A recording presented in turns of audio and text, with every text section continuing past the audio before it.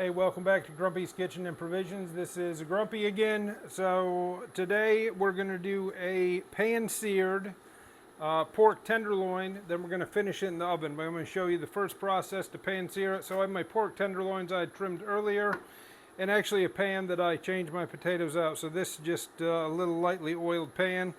I'm going to get my reserved garlic confit oil like I did with potatoes. I'm going to start with Grumpy's Go-To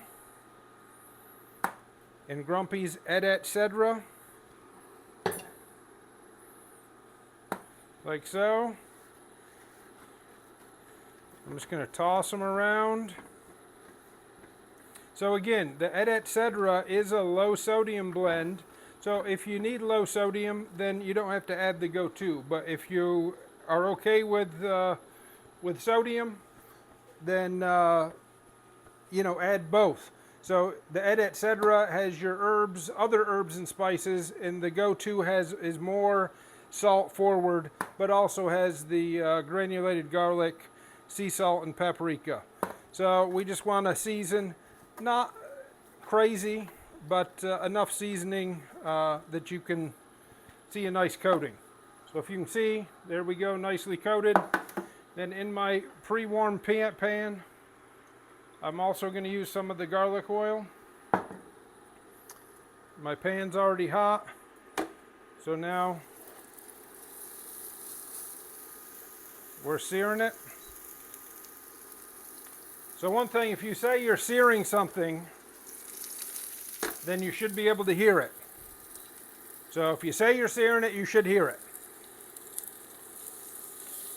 If you can hear it in there sizzling, that's what you want to hear if you're actually searing something.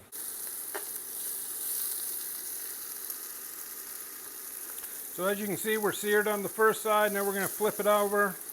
So really, when you're searing a pork tenderloin, there's really like three sides. So I'm going to flip it where this side is down.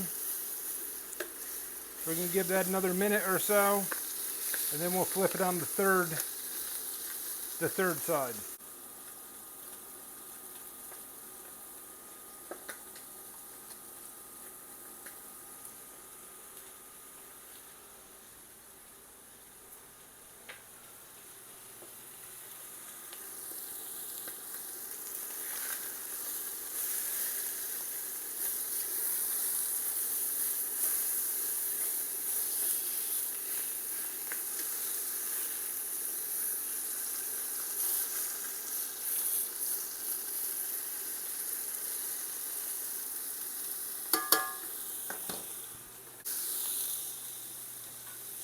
Okay, so now we have it seared on all sides. We're going to take it out, put it in our roasting pan, and throw it in the oven at 400 degrees. Then we're going to come back and make a pan sauce.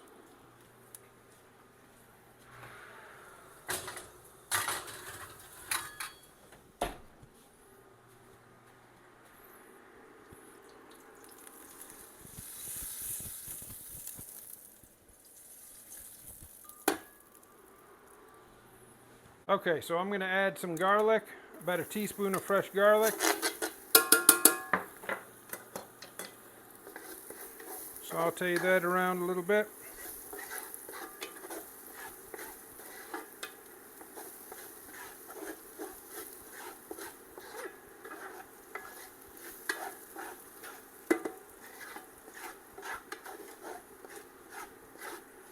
Just where it's toasted, you don't want to burn your garlic.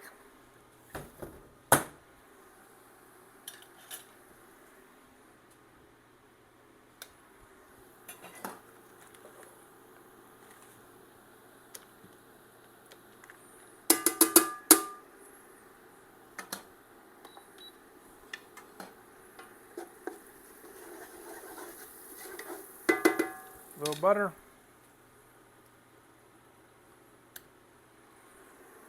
Add a little teaspoon of flour. So we're making just a little bit of roux in the pan, if you will. So that's going to help us thicken our pan sauce.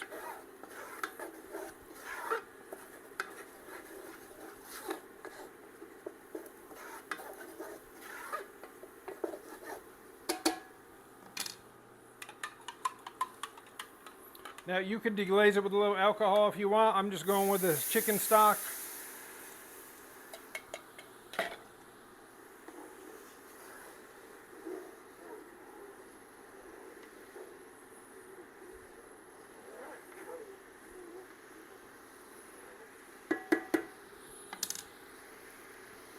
As you can see with that, the flour, it's already starting to thicken up a little bit. I'm going to go in with a little bit of Grumpy's Go-To, a little bit of Etcetera,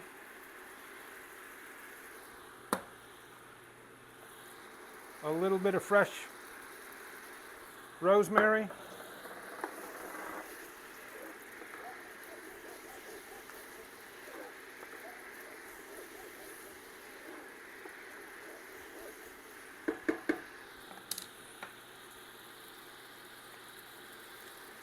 we can go with about a tablespoon of butter.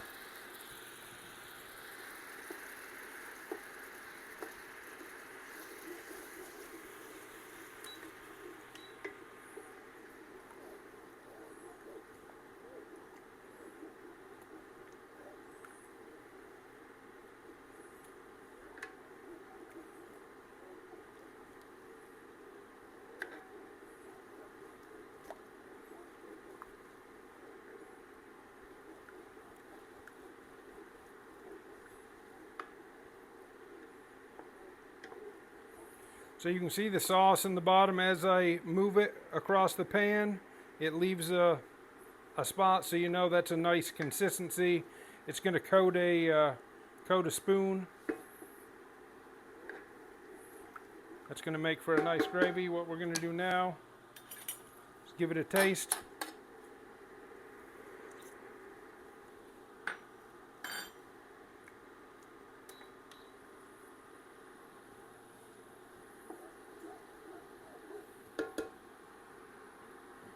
Very nice. Now I'm just going to add a little bit of heavy cream. Just a bit.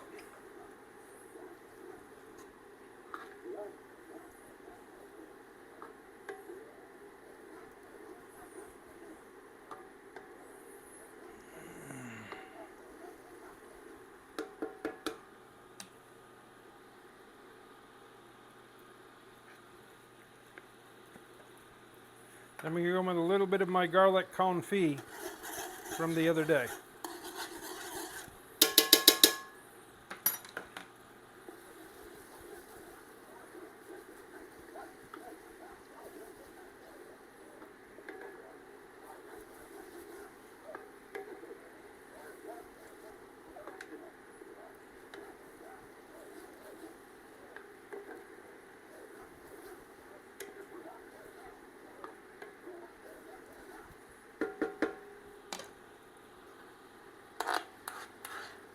There we are, a nice pan sauce for our pork that'll be cooking.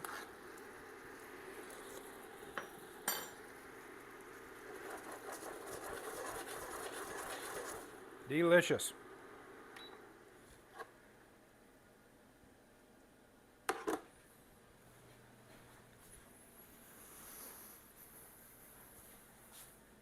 Here it is. I mean, this is the delicious pork tenderloin. We cooked it up to 142 degrees, pulled it out of the oven, let it rest, and it was beautiful. So, you know, a lot of misconception that pork has to be cooked to death. It does not. So 145 degrees for pork. So I pulled it 142. After you let it rest, it got up to like 148, and it had a little pink in the middle. So this is a different knife. I didn't explain earlier, this is a carving knife. So we're going to carve this, and I'll show you the nice pork tenderloin. So still has a little bit of pink in the middle, nice and hot. Like I say, a little bit of pink in the middle of pork is fine. But there you go, Grumpy's pan-seared and then roasted pork tenderloin with Grumpy's Go-To and Grumpy's Etcetera. I hope you enjoyed. I hope you give the seasonings a try. I know you enjoy. This is a perfect application for it. And until next time, I'm Grumpy and grateful for you to keep watching, liking, and sharing. Have a great day.